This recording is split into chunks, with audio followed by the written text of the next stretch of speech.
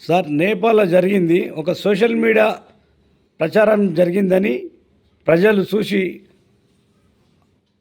ఉద్రేకపడ్డారని తెలుస్తుంది సార్. నిజంగానే అంత శక్తి సోషల్ మీడియాకు ఉంటుందా సార్? అవును, ఇప్పుడు నిజంగా ప్రపంచంలో సోషల్ మీడియా అనేది ఒక ఆయుధమే. అయితే మేము కూడా సోషల్ మీడియా ద్వారా ప్రజలలోకి వెళ్ళిపోవచ్చు. సామాన్య మనిషికి, సామాన్య మానవునికి ఒక ఆయుధము. దీని ద్వారా ప్రజల్ని చైతన్యవంతం చేయొచ్చు. సోషల్ మీడియా ద్వారా చెడు మార్గాలు ఉన్నాయి, మంచి మార్గాలు కూడా ఉన్నాయి. సమాజాన్ని డెవలప్మెంట్కు ఉపయోగించుకోవచ్చు. అదేవిధంగా సమాజంలో కొన్ని రుగ్మతలు, కొన్ని దురలవాట్లు కూడా వ్యాపింపజేసి సమాజానికి వ్యతిరేకంగా కూడా ఉండే అవకాశం ఉంది అని మేము ఇట్లా అనుకునేది. కాబట్టి సోషల్ మీడియా మొత్తానికి ఏంటిది అని అంటే బలమైంది అనేది అర్థమైంది మొత్తం. కానీ ఇప్పుడు నేపాల్లో జరిగినటువంటి తిరుగుబాటు ఏదైతే పెద్ద ఉద్యమం, ప్రభుత్వాన్నే కూలదోసి ప్రధానమంత్రినే అసలు అక్కడి నుంచి పారిపోయేటట్టుగా చేసి మొత్తం చిన్నాభిన్నం చేసి మొత్తం వ్యవస్థనే మార్చేసే పరిస్థితి ఉంది అని అనేది ఎవరు ఊహించలేదు. ఇది ఎవరు ఊహించలేదు. ప్రభుత్వాన్నే పడగొట్టే శక్తి ఒక సోషల్ మీడియాకు ఉంది. తలుసుకుంటే యువతకే ఉంది. సోషల్ మీడియాని నడిపేది యువతనే. కాకపోతే వాళ్ళకు నాయకుడు ఉండడా, ఏ పార్టీ లేదా, లేకపోతే వాళ్ళు భవిష్యత్తులో ఎట్లా ఉంటారు, ఇది నిలబడతారా లేదా అనేది వేరే విషయం. కానీ ఒక ప్రభుత్వం మీద పెద్ద ఎత్తున లక్షలాది మంది బయటకు వచ్చి రాళ్లతోటి ప్రధానమంత్రి భవనం మీద, పార్లమెంటు భవనం మీద, రోడ్ల మీద మంత్రులను, కుటుంబ సభ్యులను ఎగబడి కొట్టి మొత్తం చేయటము అనేది ఒక సంచలనం. ఈ రకంగా మార్పు వస్తుంది. ఇది ఒక రకంగా విప్లవమే. ఇటువరకు మేము ఫ్రాన్స్ విప్లవము, రష్యా విప్లవము, అమెరికా విప్లవము, లేకపోతే రకరకాల దేశాల్లో రకరకాల విప్లవాలు వచ్చినాయని మేము వాటి గురించి చెప్పేది. ఇప్పుడు నేపాల్లో వచ్చిన ఈ ఉద్యమం, ఈ విప్లవము ఇక ముందు నుంచి ప్రతి ఒక్కరు కూడా ప్రపంచంలో ఏమని చెప్పుకుంటారనంటే నేపాల్ తరహా విప్లవము, నేపాల్ తరహా ఉద్యమము అని ఇక చరిత్రలో ఇప్పుడు కొత్తగా చెప్పుకోవాల్సిన పరిస్థితి ఏర్పడ్డది. అంటే అది లిఖించబడ్డది. ఇంకా దానికి ఇంకా తిరుగులేదు. అంటే ఒక సోషల్ మీడియాకు అంత శక్తి ఉంది, అంత పవర్ఫుల్ ఉంది అనేది ఇప్పుడు నేపాల్లో ఒక సంచలనాన్ని ప్రపంచానికే రుజువైంది. ఒక హెచ్చరికను జారీ చేసి రుజువు చేసింది. అయితే ఈ సోషల్ మీడియా అనేది ఇప్పుడు సామాన్య మానవులకు అది అందుబాటులోకి వచ్చింది. ఇటువరకు ఏముండే, ఏ మీడియా ఉండే? అసలు 1980 వరకు కూడా ఈ భారతదేశంలో ఎలక్ట్రానిక్ మీడియా 1980 నుంచి బాగా పొందుకుంది. అంతకుముందు జర్నలిజము అనేది పత్రికలు, ప్రింట్ మీడియా మాత్రమే ప్రపంచానికి ఏంటిది అని అంటే ప్రపంచంలో ఎవరు పేపర్లు నడిపిస్తారో, యజమానులు ఎవరు ఉంటారో, జర్నలిస్టులు రాసిన వార్తల ద్వారానే అధికారంలోకి వచ్చి వాళ్ళ అధికారంలోకి వచ్చే విధంగా ఉండేది.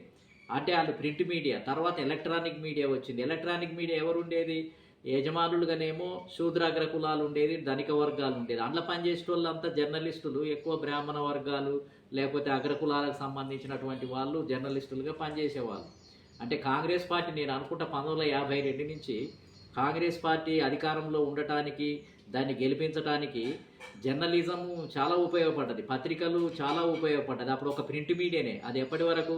1970 వరకు, 72 ఇందిరాగాంధీ వచ్చేంత వరకు కూడా ప్రింట్ మీడియా ద్వారానే ప్రభావితం చేసి ప్రజలను ఓట్లు వేయించుకొని అధికారంలోకి వచ్చింది ఒక ప్రింట్ మీడియాని. అప్పుడు అగ్రకులాలు, బాగా ధనిక వర్గాలు దాన్ని ఉపయోగించుకున్నాయి. ఎలక్ట్రానిక్ మీడియా 1977 నుంచి 80 నుంచి వచ్చిన తర్వాత, టీవీలో వచ్చిన తర్వాత కాంగ్రెస్ పార్టీ ఎలక్ట్రానిక్ మీడియాను ఉపయోగించుకుంది, ప్రింట్ మీడియాను కూడా ఉపయోగించుకొని కేంద్రంలో అధికారంలోకి రావటం జరిగింది. అంటే అప్పుడు ఈ మీడియాను ఉపయోగించుకునే శక్తి సామర్థ్యాలు ధనికులకు ఉన్నాయి. వాళ్ళు ధనికులు కాబట్టి అసలు పత్రికలే వాళ్ళు ప్రారంభించేవాళ్ళు, మీడియానే వాళ్ళ చేతుల్లో ఉండేది. రెండు ధనికుల చేతుల్లోనే ఉన్నాయి కాబట్టి కాంగ్రెస్ పార్టీ నిరాటంకంగా అధికారంలోకి వచ్చింది. తర్వాత బీజేపీ కూడా దాన్ని చాకచక్యంగా ఉపయోగించుకొని ఇంకా కాంగ్రెస్ పార్టీ కంటే కూడా ఎక్కువ సోషల్ మీడియాను ఉపయోగించుకుంది, ప్రింట్ మీడియాను ఉపయోగించుకుంది, ఎలక్ట్రానిక్ మీడియాను కూడా ఉపయోగించుకుంది బీజేపీ. కాబట్టి ఇంకా ఎక్కువ ప్రభావితం చేసి బీజేపీ కూడా అధికారంలోకి వచ్చింది. మన రాష్ట్రంలోనే కనుక చూస్తే అసలు తెలుగుదేశం పార్టీ ఆవిర్భావానికంటే ముందే ఈ ప్రింట్ మీడియా ఏదైతే ఉందో, పత్రికలు, అవి ఎక్కువ శూద్రాగ్ర కులాల చేతుల్లో ఉండేది. రామోజీరావు కానీ లేకపోతే ఇంకా కొంతమంది ధనిక కమ్మ వర్గాల్లో కొంతమంది పత్రికలు స్థాపించి వాళ్ళ పత్రికలను ద్వారా ప్రభావితం చేసేది సమాజం చేసి ఈ కాంగ్రెస్ పార్టీకి వ్యతిరేకంగా రాయదలుచుకుంటే కథనాలు రాసేది, వార్తలు రాసేది. లేకపోతే తనకిష్టమైన పార్టీకి అనుకూలంగా ఈనాడు, ఆంధ్రజ్యోతి, ఆంధ్రప్రభ, ఆంధ్రపత్రిక, ఈ పత్రికలన్నీ అప్పుడు ధనిక వర్గాల చేతుల్లో ఉండి ఉపయోగించుకునేది. కానీ తర్వాత ఈ కమ్మ ధనిక వర్గాలు, రెడ్డి ధనిక వర్గాలు పత్రికలను ప్రారంభించి రాష్ట్రాలలో కాంగ్రెస్ పార్టీని ఓడగొట్టడం జరిగింది. వీళ్ళు తమకు అనుకూలంగా ప్రజల్ని మార్చుకొని ఓటేయించుకొని రకరకాల వార్తలు రాసి మొత్తం ఏంటిది అని అంటే ఈ ప్రింట్ మీడియా ద్వారా ముఖ్యంగా రామోజీరావు గారు ఈనాడు చాలా కీలక పాత్ర పోషించింది అనేది అప్పుడు అందరికీ తెలుసు, అటువంటి విషయమే. కాబట్టి పత్రికలు అసలు తెలుగుదేశం పార్టీ అధికారంలోకి వచ్చిన తర్వాత దాన్ని నిలబెట్టడానికి చాలా ఉపయోగపడ్డాయి అనేది మనకు తెలుసు. అందుకనే కాంశీరామ్ గారు మనీ, మాఫియా, మీడియా ఈ రెండు కీలక పాత్ర పోషిస్తున్నాయని కాంశీరామ్ గారు ఒక నినాదం ఇచ్చిండు మేము బీఎస్పీలో పనిచేస్తున్నప్పుడు. అంటే మీడియా అంటే ఏంది? ఇవే ప్రింట్ మీడియా. అదేవిధంగా మనీ అని అంటే ధనిక వర్గాల మనీ ద్వారా మీడియాను స్థాపించి డబ్బు పంపిణీ చేసి పార్టీలను పోషించుకొని వాళ్ళు అధికారంలోకి వస్తున్నారు అనేది కాంశీరామ్ గారు చెప్పిన గొప్ప సిద్ధాంతం. కాబట్టి ఆ రోజులలో అది ఉండేది. కానీ ఈ రెండు తెలుగు రాష్ట్రాల్లో, ఈ ఉమ్మడి ఆంధ్రప్రదేశ్లో కూడా శూద్రాగ్రకులాల పత్రికలు, శూద్రాగ్రకులాల మీడియా అనేది ఇక్కడ కాంగ్రెస్ను ఓడించడానికి, ఇక్కడ రీజనల్ పార్టీలు రావటానికి కీలక పాత్ర పోషించినాయి. అంటే అప్పుడు బడుగు బలహీన వర్గాలకు ఆ శక్తి లేదు. కేవలము అవి చదివి దానికి ప్రభావితమై కాంగ్రెస్కు వ్యతిరేకంగా ఓటేసి శూద్రాగ్ర కులాలను గెలిపించే పరిస్థితి గతంలో ఆ విధంగా కొనసాగింది. కానీ ఇప్పుడు ప్రింట్ మీడియా, ఎలక్ట్రానిక్ మీడియాను ఉపయోగించుకొని అగ్రకులాలు అధికారంలో కొన్ని సంవత్సరాల పాటు కొనసాగుతున్నారు. బీఆర్ఎస్ కూడా అదే రకమైన పరిస్థితి, టీడీపీ కూడా అదే పరిస్థితి. ఇతర రాష్ట్రాల్లో కూడా కొన్ని పత్రికలు అదే రకంగా నడిపించడం ద్వారా అధికారంలోకి వచ్చాయి. కానీ ఇప్పుడు ఏంటిది అని అంటే సోషల్ మీడియా అనేది అదనంగా ఈ మధ్య కాలంలో ఈ 10 సంవత్సరాల నుంచి సోషల్ మీడియా చాలా ప్రామినెంట్గా ముందుకు రావడంతో ఇది సామాన్యుడి మీడియా అయిపోయింది ఇప్పుడు. కాబట్టి సామాన్యుడు అంటే ఎవరి చేతుల్లో సెల్ ఫోన్ ఉంటే వాళ్ళ చేతుల్లో టీవీ ఉన్నట్టుగానే వాళ్ళు చూసి వెంటనే వాళ్ళు ఎమ్మటే వేరే వాళ్లకు తనకిష్టం లేకపోతే మెసేజ్ల ద్వారా కానీ లేకపోతే వీడియో తీసి పంపించడం ద్వారా కానీ సామాన్య మానవుడు కూడా ఇప్పుడు తనకిష్టమైన పార్టీకి అనుకూలంగా, ఇష్టం లేని పార్టీకి వ్యతిరేకంగా వీడియోలు చేసి పెడుతున్నారు. అంటే ఏంది?